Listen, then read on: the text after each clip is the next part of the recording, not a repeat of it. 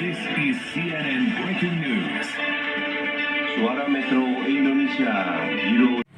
Pemirsa di seluruh Indonesia, siang ini kita ada di kantor BNNP Provinsi Jawa Tengah, yaitu di sekitar Madukoro, Semarang, Jawa Tengah. Hari ini kita akan audiens dengan Kepala BNNP Jawa Tengah. Ikuti terus pemirsa perjalanan Suara Metro Indonesia. Dalam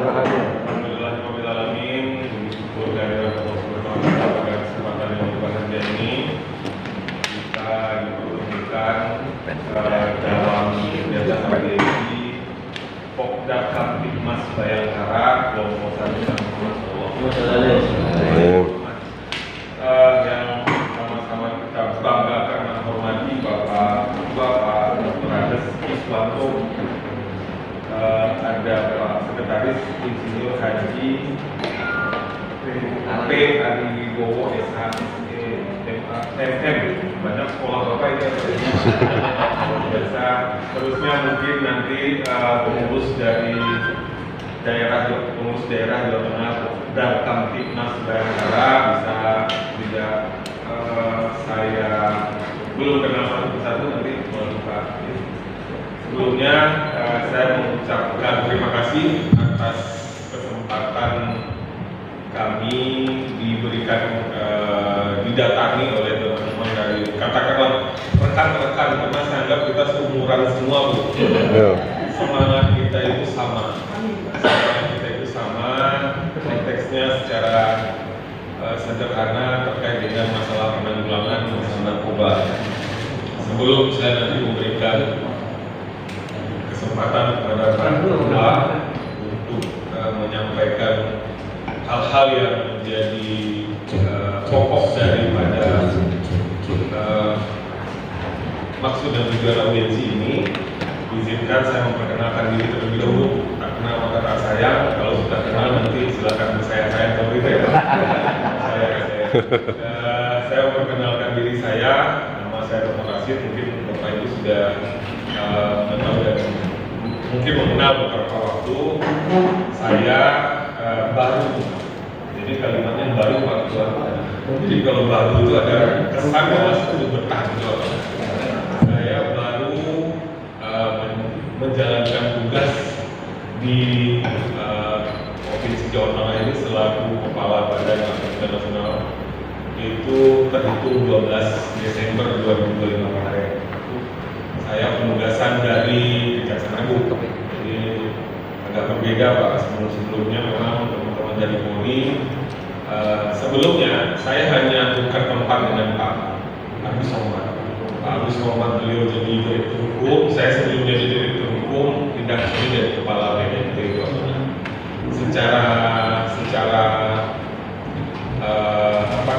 Secara tingkatan sama saja, karena memang di level sebelum usaha hanya mutasi biasa. Kalau pimpinan BNN mengatakan saya Pak Tonton penyegaran di Jawa Tengah, jadi saya pikir ternyata omongan beliau itu terbukti Pak. Saya semakin seger di Jawa Tengah. Lagi saya rasakan di sini, kalaupun saya ingin memperkenalkan saya backgroundnya adalah saya aslinya dari Sumatera, orang Padang, orang Minangkabau lah pastinya, karena Padang itu hanya satu kota. Saya orang Minang. Seleranya ternyata saya sudah dikenalkan sama bapak saya ini dengan Caniago, jadi saya langsung Padang juga. Malah kalau memperkenalkan saya kuliner Jawa Tengah, mungkin sambil jalan. Saya menggunakan kata-kata saya kadang-kadang nanti dikritik pula katanya yang saya itu hanya 4 orang. Pertama yang mengatakan dirinya saya itu, pertama itu Fir'aun, yang kedua itu ada itu Kak. Jadi saya baru lihat kalau yang saya itu, jadi saya ragu juga menggunakan kata-kata saya, tapi kami mungkin ya. Kalau kami, saya memperkenalkan diri saya. Terlepas dari kata-kata itu, saya sudah menjadi jaksa sejak 2004. Penugasan saya memang tidak terlalu panjang. Hanya rezeki saya mungkin di BNN ini lebih cepat. Saya 2004 itu masih dinas di Sumatera Barat. Jadi di Sumatera Barat itu ada 4 tempat di Provinsi Sumatera Barat itu tempat dinas saya. Kemudian saya pindah ke, karena alhamdulillah dapat rezeki beasiswa S2 Hukum UI, Sistem Peradilan Pidana UI. Kemudian saya putar-putar di Jakarta saja. Jadi baru 2 provinsi, 3 provinsi. Kalau jaksa-jaksa lain itu kan banyak ya Pak. Jadi udah kesana kemari ya. Kalau beliau ini Pak Nono ini dari background dari Polri juga udah kemana-mana. Jadi pengalamannya saya selalu ingin belajar, malah belajar itu dari siapa saja. Kemudian di kejaksaan di Jakarta itu saya sempat di Kejaksaan Tinggi DKI Jakarta. Mungkin kalau ibu lihat dulu pernah ngidalin artis, mungkin itu melihat saya waktu itu. Pada waktu itu saya mungkin lebih tua dari sekarang. Karena sekarang saya katakan sejak di Jakarta semakin segar. Kejaksaan Tinggi DKI, kemudian masuk ke bidang intelijen di Kejaksaan Agung sampai menjabat eselon 1 atau 13 dan kemudian eselon 4 di sana. Dan rezekinya malah promosinya di BNN menjadi Kasubdit Bakum. Itu hanya saya tempuh, saya duduki jabatan itu hanya 2 tahun, lama Pak Artis 2 tahun. Kemudian saya ikut BNN juga memberikan fasilitas pendidikan ke saya sehingga saya bisa ikut bidding menjadi direktur hukum. Jadi saya direktur hukum 2023. Lalu 2 tahun kemudian saya jadi kepala BNP Jawa Tengah ini setelah 2 tahun. Jadi kayaknya 2 tahun saja, apakah Jawa Tengah ini bertahan 2 tahun atau tergantung segalanya bagaimana sepertinya ya Pak. Saya perkenalkan juga staf yang hadir di sini. Pertama Ibu Kabak Umum, Ibu Wahyu Radhiani. Beliau ini domisili Kendal ya Bu. Jadi tokoh masyarakat Kendal. Nggak tahu diprediksi mungkin jadi bupati Kendal. Amin. Pada masanya.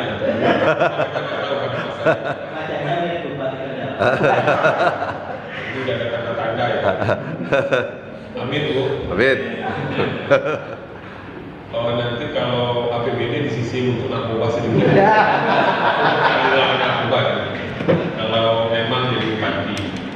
Ada Pak Nono Suryanto, beliau ini Komisaris Besar Polisi penyidik media saya dari Polri dan Polda Jawa Tengah. Kemudian ada Pak Solikun, Ketua Tim Rehabilitasi. Sehari-hari ini beliau ini jadi penasihat spiritual kami. Pak Solikun ini. 2 kemampuan beliau itu sarjana S1-nya dasar agama, kemudian dia menempuh S2-nya magister hukum. Jadi memang ahli hukum yang diharapkan sekarang punya pengalaman agama. Kalau sekarang kita lihat jaksa kemarin ngomong gara-gara kasus Amsal Sintepung. Jadi harapan saya dengan bergaul dengan Pak Sol ini, saya mungkin tidak seperti jaksa-jaksa sebelumnya yang mungkin menempatkan hanya berpikir tidak substantif, hanya formalitas. Ada Pak Jamaluddin Ma'ruf, SPAM di sini. Beliau itu sarjana farmasi tapi lebih tertarik di dunia pencegahan, sehingga tidak ada anak SD, anak SMA, SMP yang nggak kenal beliau karena selalu menyusui. Nah ini orang dalam di Pak Lingkaran Ring 1 dari Solo. Narkoba media. Jadi saya sangat hati-hati kalau bicara sama dia.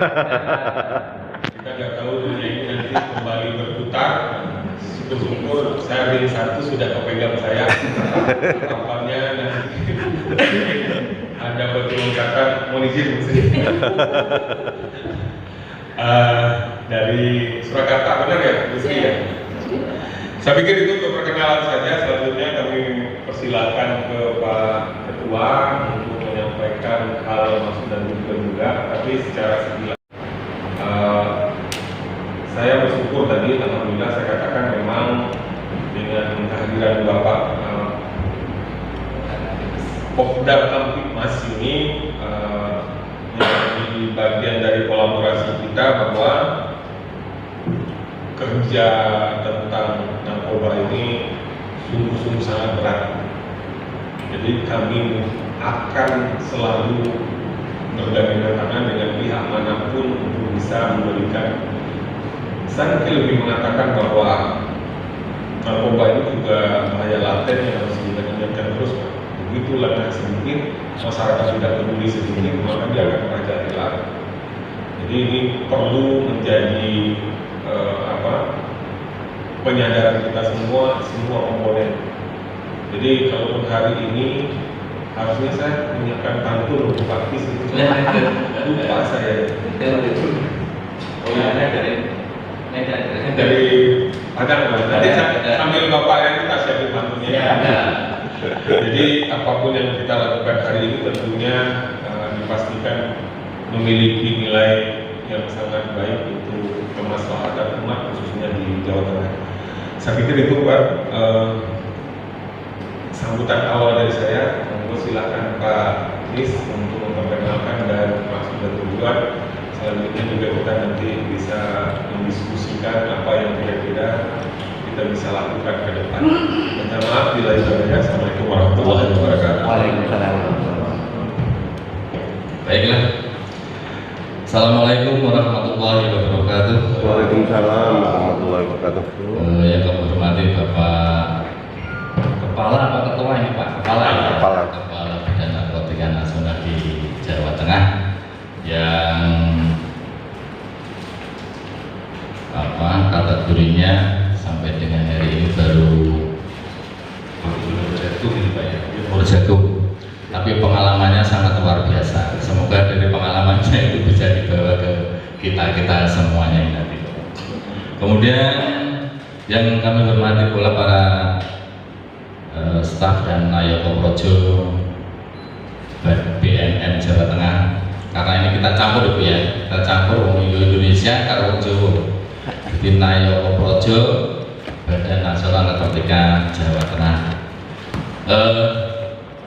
Puji syukur kepada Allah Subhanahu wa Ta'ala, di kesempatan siang yang sangat berbahagia ini kita bisa bersama-sama bersilaturahmi, pertama untuk mengenalkan diri, dan yang kedua adalah barangkali nanti ada bisa sinergisitas bagaimana menyadarkan warga masyarakat agar masyarakat itu menjauhkan diri dari narkotika. Yang kedua, sholawat serta salam monggo kita aturkan kepada junjungan kita Nabi Agung Muhammad SAW yang selama ini menuntun kita, memberikan petunjuk-petunjuk kepada kita agar kita senantiasa berjalan pada jalan yang benar, jalan yang tentunya diridhoi Allah Subhanahu wa Ta'ala. Bapak Ketua yang kami hormati, kami di Jawa Tengah terbentuk sebetulnya sudah lama sekali, tahun 2005. Namun aktivitas khususnya di Jawa Tengah, perjalanan waktu itu sampai dengan hari ini masih tersiap-siap, masih kurang. Oleh karenanya setelah kami dilantik pada bulan Juli, kami diberikan amanah oleh Bapak Kapolda untuk turut serta menjaga keamanan dan ketertiban di lingkungan daerah Jawa Tengah.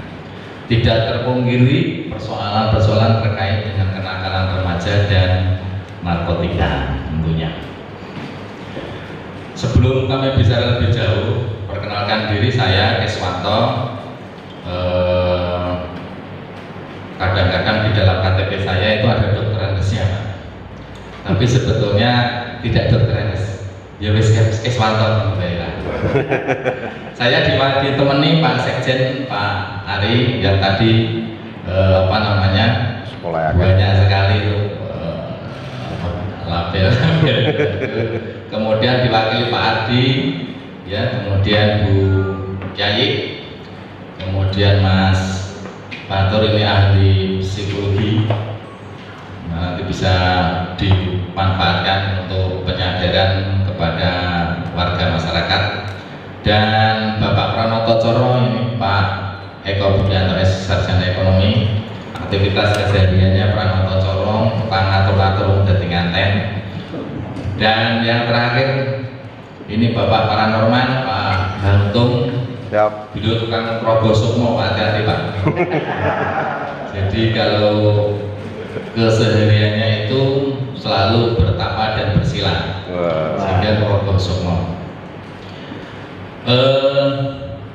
Izinkanlah kami menyampaikan hal-hal terkait dengan narkotika atau narkoba dari narkotika, psikotropika dan adiktif, ya. Jadi ini kalau kita sandingkan dengan korupsi, itu narkoba itu lebih berat. Itu menurut saya itu lebih berat. Kenapa?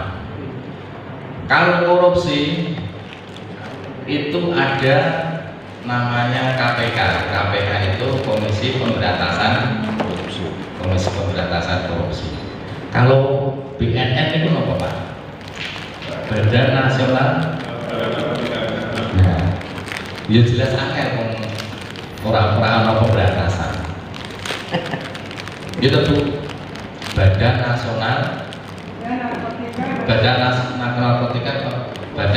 Narkotika Nasional Provinsi Daerah Tengah. Kan orang-orang kata-kata pemberantasan itu memang wangi tenang. Tapi perlu kita ketahui bahwa kenapa kok sulit, ini perlu sedikit kami korek. Kalau korupsi yang dirugikan itu negara sama warga masyarakat. Kalau narkotika itu antara kerugian efek samping dengan manfaat. Jadi bener apa sih? Itu kan bertolak belakang.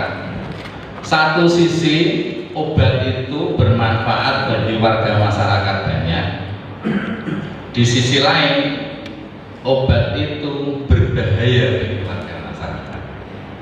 Kenapa? Di situ ada namanya analgesia, yang notabene adalah untuk mengurangi rasa sakit. Kemudian ada juga namanya anestesi yang digunakan untuk bius. Apa ana wong wani men didelek ora dibius, mesti tidak ada yang berani. Betul ya Pak ya? Tidak ada yang berani. Terus yang paling jirih ini ku sing sambut dino ceklane pistol. Sing paling jirih, yang paling takut. Contohnya mungkin Pak Polisi itu kalau ditunjuk sakit, ditunjukkan suntikan satu yang paling kecil saja, itu mungkin berjerit-jerit. Nah, berarti anestesi Pak. Tapi beda Pak kalau ibu-ibu dikasih suntikan yang gede, walaupun tidak di anestesi, ketawa-tawa Pak. Percaya pada itu Pak? Ya. Itu kalau cewek kan begitu, dikasih jarum yang paling besar tuh ketawa-tawa. Tapi kalau bapak-bapak dikasih jarum kecil sudah jerit-jerit tangisan. Nah ini perbedaannya. Di sisi lain, kalau narkotika atau narkoba atau apapun bentuknya itu disalahgunakan, maka persoalannya adalah lain. Disalahgunakan itu berarti cara pemakaiannya tanpa diawasi oleh ahlinya, dalam hal ini adalah dokter atau ahli farmakologi atau farmakokinetik. Ini yang paling berbahaya. Nah, kita sebagai warga negara yang sedang berkembang itu bisanya meniru melalui TV, melalui film, melalui berbagai macam, meniru hal-hal yang bersifat negatif. Itu hal-hal yang seperti itu biasanya lebih ditiru. Oleh karena itu, Kodam Katimas khususnya di lingkungan Jawa Tengah dalam mengurangi, kami tidak ingin memberantas kepala ini, tapi ingin membantu untuk mengurangi peredaran dan pencegahan bahaya narkotika. Namun walaupun sampai dengan detik ini Jawa Tengah masih menempati ranking benar Pak, 7 ya Pak, masih menempati ranking 7 secara skala nasional atau 1,3 sekian dari berbagai, atau sekitar 195.000 kurang. Ini luar biasa. Tadi Pak saya belum berangkat, saya di WA oleh dua bapak yang ada di Selawi, yang seorang jaksa, yaitu itu menyampaikan bahwa di Selawi sekarang peredaran obat-obatan yang sejenis narkotika atau narkoba itu cukup marak dan cukup luas. Bahkan peredarannya itu sampai ke toko-toko. Kurang lebih kalau saya boleh bacakan seperti Trihek, Tramadol, Alprasalam atau diazepam, kemudian Dumolit, Dextromethorphan, ekstasi dan lain sebagainya. Di sana agak mudah untuk memperolehnya. Selain dari Selawi, kami juga ditelepon tadi dari Cilacap, Mas Ganda. Hasil survei di Cilacap itu ada beberapa daerah kelurahan itu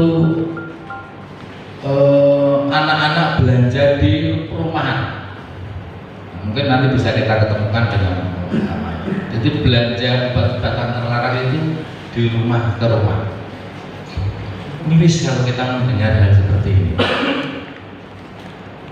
Kemudian di Demak yang sering tongkrong itu terutama di perempatan dan di rel kereta api itu mungkin juga butuh pengawasan tertentu Pak. Di sana mulai Irengan sampai dengan Poklonan. Irengan itu Cobian. Irengan ya. Di sana ada balapan motor, ada tongkrongan anak muda yang beli dari balita itu. Maksud saya adalah kelas-kelas SMP itu sudah mulai bertongkrong riang di anak, dan ini menurut saya sangat membahagiakan. Oleh karenanya kami ingin membangun sebuah kerjasama dengan Badan Narkotika Nasional di Jawa Tengah. Kemudian nanti kita lengkapi dengan Dinas Kesehatan dan Dinas Pendidikan untuk mencoba mensosialisasikan diri ke sekolah-sekolah, terutama di SMA. Kalau di SMP kemarin sudah kita lakukan untuk di wilayah Langgen yang di Pucang Gatim, bisa juga agak sedikit rawan terkait dengan kenakalan remaja dan percobaan narkotika, terutama di hal-hal yang kecil tadi itu dextromethorphan dan lain sebagainya.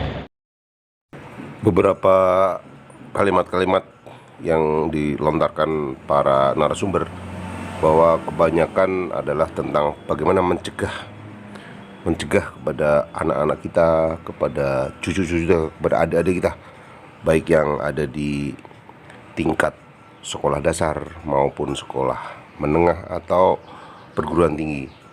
Jadi dibicarakan tentang bagaimana pencegahan dengan cara memberikan suatu arahan-arahan bahaya tentang narkoba ini. Ada masukan juga dari pihak BNNP bahwa anggota Pokdar Kamtibmas agar dibekali tentang cara memberikan arahan-arahan kepada adik-adik kita tentang bahayanya narkoba. Jadi ada istilah semacam diklat gitu ya. Nah, mudah-mudahan saling ditanggapi kedua belah pihak karena memang ini cukup bagus agar mengerti detail tentang bahaya narkotika ini yang beredar di seluruh Jawa Tengah ini. Hal yang menarik dalam pertemuan ini adalah situasi kekeluargaan. Ketua BNNP Jawa Tengah juga mengatakan kita seusia, sehingga mari kita sama-sama memberikan penjelasan kepada adik-adik kita di luar sana tentang bahaya narkotika ini, dan juga disambut oleh Ketua Pokdar Kamtibmas Jawa Tengah ini juga, sehingga seperti persaudaraan suasana yang terang-terangan Pak, terbuka melalui apa? Media sosial, Instagram, Facebook, itu sudah jual. Memang ada samaran-samaran tipis, tapi sudah yang diantarin sama kurir ke depan ke anak-anak kita itu.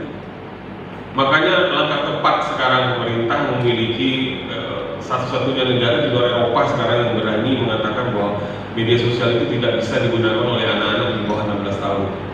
Ini harus kita dukung juga. Itu perlu disosialisasikan juga anak-anak kita yang belum layak, karena belum bisa filter mereka. Sekarang kalau kita jujur, saya beberapa waktu yang lalu dapat pengetahuan yang luar biasa dari seorang wartawan senior. Sekarang ini sedikit viral. Dikirim aja tak ada captionnya juga viral.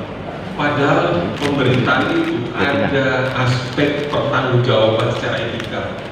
Kita memviralkan orang itu mana yang benar yang salah nggak tahu, yang penting mana yang paling banyak mendukung itu yang benar. Jadi terbukti sekarang kalau kita bicarakan, ternyata untuk mencari kebenaran itu cukup butuh dukungan buzzer. Jadi yang salah jadi benar. Kan kalau kita misalnya tepuk perkara yang sama itu 3 perkara sudah dinyatakan bersalah, dia bebas sendiri.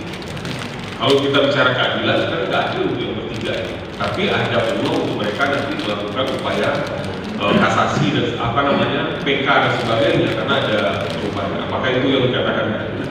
Jadi ini proses yang menurut saya sungguh sangat luar biasa dan terbuka sekali. Makanya bagi kami ketika Bapak mengatakan mau peduli saja, sehingga muncullah pantun saya ini Pak, ke Semarang membeli genteng dibeli di hari Selasa. Kepedulian Pokdar Kamtibmas Bayangkara Jateng, sejarah catat bahwa peduli anak bangsa. Jadi benar-benar ini Pak. Yang penting Pokdar ini Bapak sudah membuat sejarah baru hari ini, dan ke depan kita akan bergandengan tangan terus. Karena saya katakan upaya latihan ini, anak sekolah sekarang dia akan selesai selalu ke SD, SMP.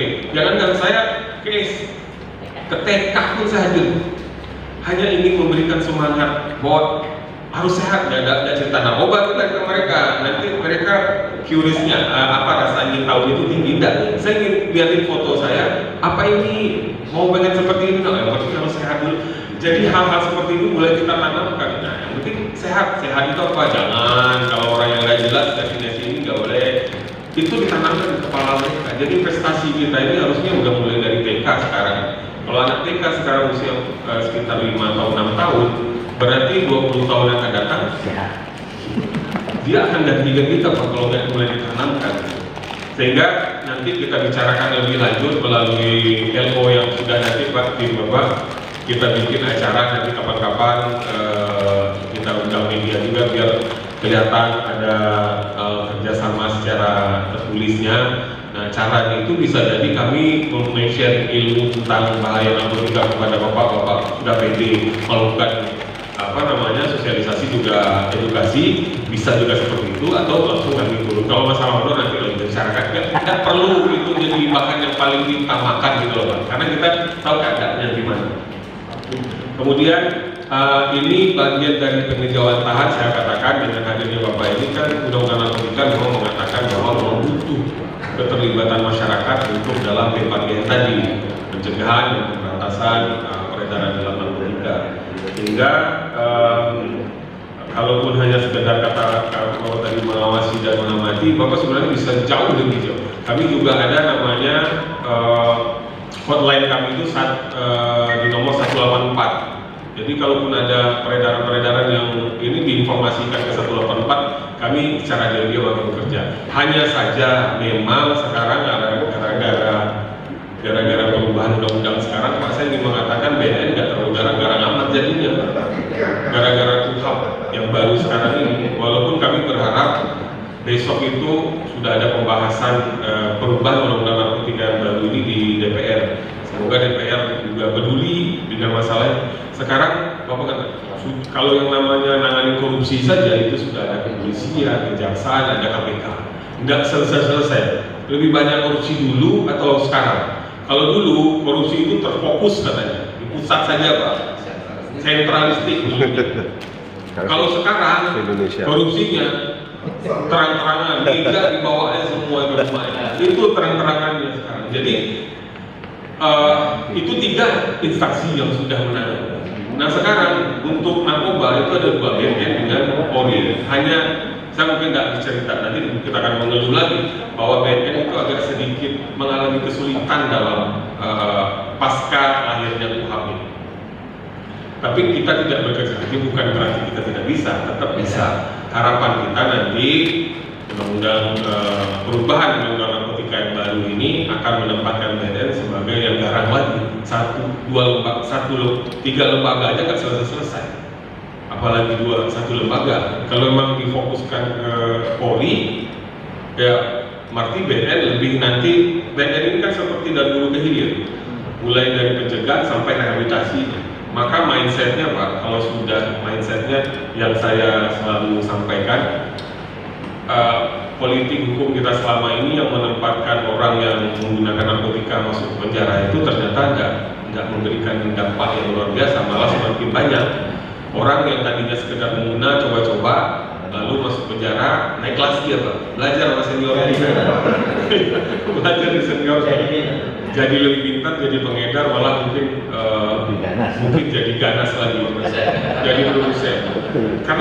Karena adiktif tadi, yang dia itu orang sakit yang harus disembuhkan. Nah itu mindset kita yang sudah harus kita ubah. Kalaupun ada, kita berdayakan. Bicara lagi nanti kalau kita menggunakan data sekarang Pak, ini kondisi real. Kalau kita menggunakan data 195.000 yang sudah terpapar di mana di Jawa Tengah, itu dalam posisi penduduk Jawa Tengah berapa juta waktu itu? 2019. Sekarang udah 38 juta. Ya kan? Berarti kita nggak tahu perkembangannya bagaimana di bawah itu. Kalau kemampuan lembaga rehabilitasi kira-kira Pak Soal itu paling maksimal Jawa Tengah ini 1.000 ya? Mungkin maksimal 1.000. Berapa tahun untuk bisa melakukan rehabilitasi? Karena memang orang itu harus disembuhkan. Kalau yang terpapar itu, ya orang itu harus disembuhkan.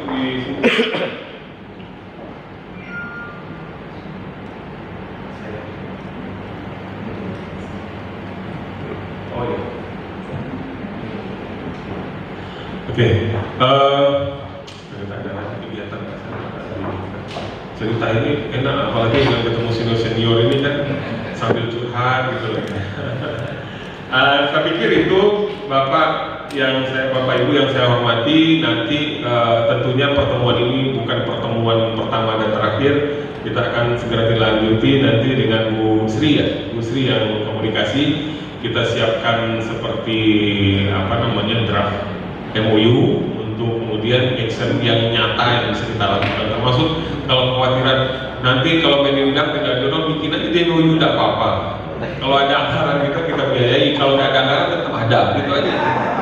Gitu Pak, prinsipnya. Tapi jangan terlalu jauh-jauh Pak. Kalau nggak mau, saya langsung turun. Saya ready 25 jam Pak, siap. 24. Jadi saya pikir itu Pak Ketua dan Bapak Ibu pengurus, ini jembatan awal kita untuk kemudian lebih bererat tangan, bergandengan tangan untuk menciptakan minimal di lingkungan kita peduli terhadap masalah narkoba. Saya pikir itu masih ada tambahan Pak Jamal, masih ada? Bu Sri atau Pak Nono? Boleh sedikit Pak? Ya boleh, silakan. Terus itu memang masuk dinasinya dengan provinsi. Nanti manakala sudah bicara terkait dengan Solo, Sukoharjo, Karanganyar, Sragen dan sebagainya, nanti masuk rakyatnya Surakarta.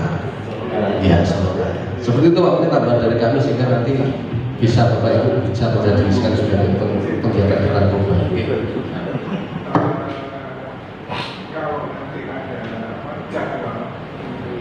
Dan bulan peduli narkoba tetap tanggung jawab kita bersama.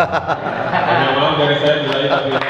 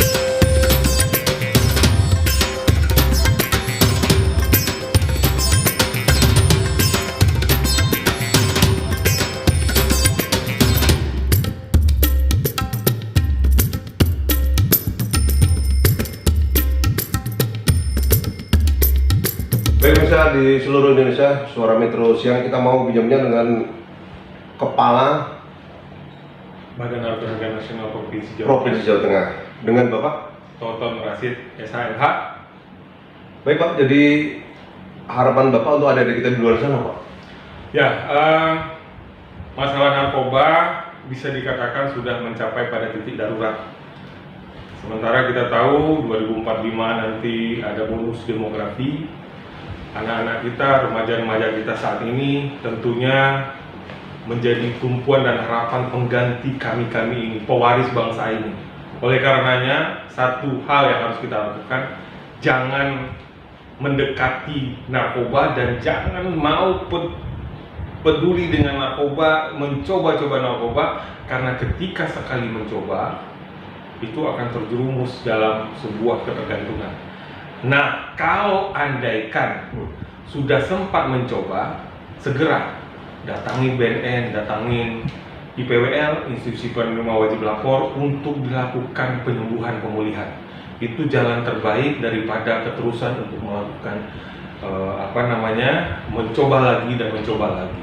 Jadi semua BNN, kantor BNN seluruh Indonesia terbuka, semua di tingkat provinsi, kabupaten, BNNK juga terbuka untuk bisa menerima keluhan terkait dengan masalah narkoba. Itu jalan terbaik untuk bisa di pemulihan.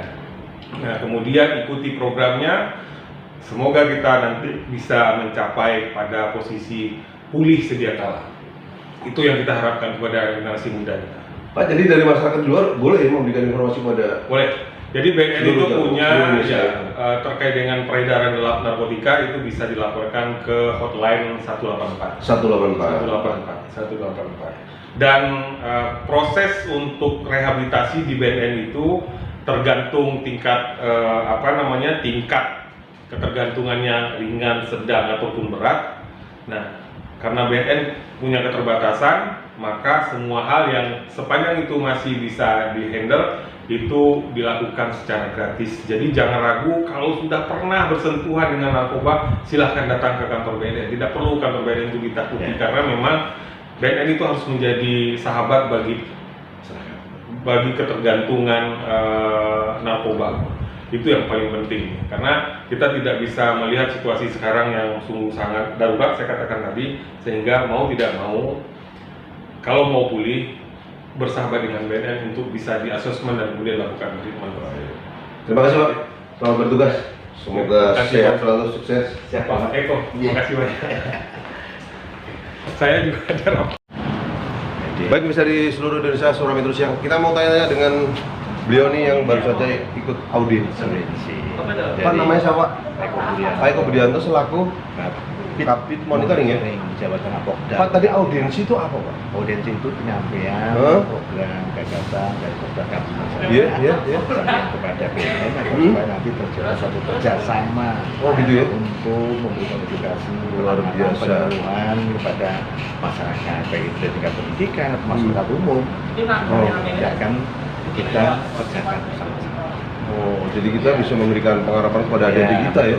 Supaya jangan pakai. Iya, karena narkoba ini luar biasa sekali. Luar biasa sekali, karena program kabinet Jawa Tengah hari ini diberikan ruang waktu, diberikan kesempatan oleh Bapak Kepala BNN Jawa Tengah. Wah, luar biasa. Contoh sekali, karena apa? Untuk modal kita untuk bisa membantu supaya perpanjangan tangan untuk memberikan penyuluhan kepada masyarakat terkait dengan bahayanya mendekati narkoba. Apalagi kalau menjadi pelanggan memakai narkoba, itu bahaya. Itu bahaya sekali gitu loh. Oke? Baik, terima kasih Pak. Sama-sama. Mudah-mudahan adik-adik kita di sana jauhilah. Ya, ini mohon maaf Bapak Ketua, tadi Bapak Ketua sudah mundur, jadi tidak apa-apa, mewakili. Ya mudah-mudahan besok Pak Ketua juga bisa. Sama. Terima kasih Pak, selamat bertugas. Yuk. Terima kasih, jangan lupa di subscribe, dikritik-kritik, kemudian di komen-komen yang ingin diliput dengan tim Suara Metro Indonesia. Silakan hubungi tim kami sehingga nanti bisa dipublikasikan. Kita selesai sudah acara dari awal sampai akhir audiens dengan BNN Jawa Tengah ini, mudah-mudahan bermanfaat. Assalamualaikum warahmatullahi wabarakatuh.